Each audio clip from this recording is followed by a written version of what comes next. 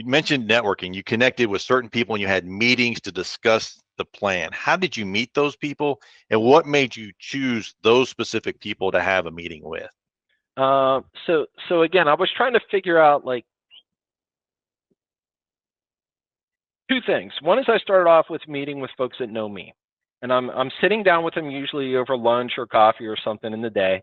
I always pay because I'm asking them for their time and feedback, and it's literally I want to make a concerted effort to depart from operations and grow into supply chain. That is a box that I need in order to prepare me for the next step up.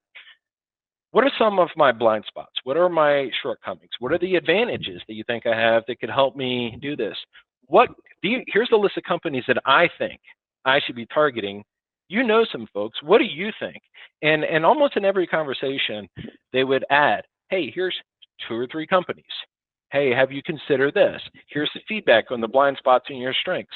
I had mentioned that I had met with the judge of the Florida Manufacturer of the Right. Year. I didn't know that guy directly. He had known of maybe my work and the results, but I did not know him specifically. But he knew my boss and the boss of the steelman that I had left. And here I am sitting with Carlos and saying, hey, this is what I want to do. What is your thoughts? What is your feedback? And he's the one that said, I think you should meet George. I'm going to do an introduction for you. So, and he wasn't alone. There were others that were like, I think you should go and meet with these other folks that I did not know. They would do an introduction for me. There would be some kind of connection. It just kept chaining together to pave a way to where there were a few opportunities by the time, I was talking with Seal Shield. But again, I had targeted going the supply chain. This opportunity gave me that. And I wanted to go into something high tech or medical, and Seal Shield gave me that as well.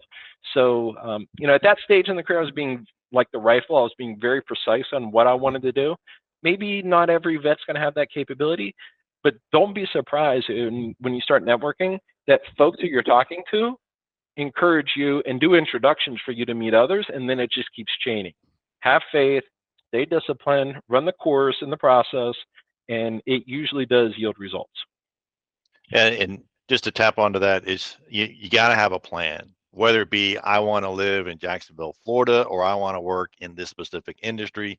You have to make a decision on one of those two. Everybody, they don't say, well, how much money do you want to make? The money will come. The first two decisions need location or job. You need to choose one of those two and then focus the way Russell described, knowing that you have to meet certain people key in that community or key in that industry, and then start building relationships, and they'll splinter, they'll spaghetti, they'll spider where they need to go.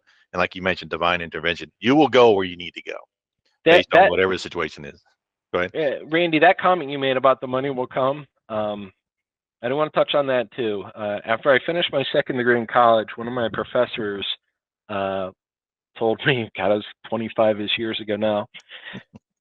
When you're looking for a job, consider two questions, and try to stay true to this. One, ask yourself, can you be successful in that job? Because you can put yourself in roles that you cannot succeed in.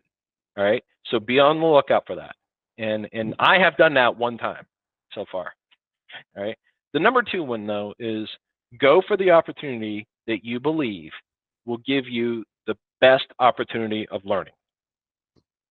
If you stay true to those two things, you will find yourself learning and developing faster than your peers. And that's how the money and the senior positions come down the road. Now, like I said, I have deviated from that once where I went for the money and I did not stay there very long because it wasn't a fit.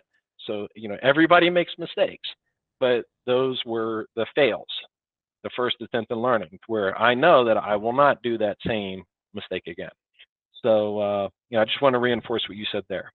That reminded me of the movie Moneyball, right, with Brad Pitt, where he talks about he went for the money as a young high school baseball. Have you seen that movie, Moneyball? Long time ago. Yeah, and he talks specifically about I made the decision for money once. That's when he was talking to the Boston Red Sox manager, and he was going to be offered that job, and they offered him, of course, an enormous salary, and he said, "I'm not going to do it for the money," and he stayed with the Oakland A's, and versus going to the Boston Red Sox. Good or bad, that was his decision because he didn't decide for the money,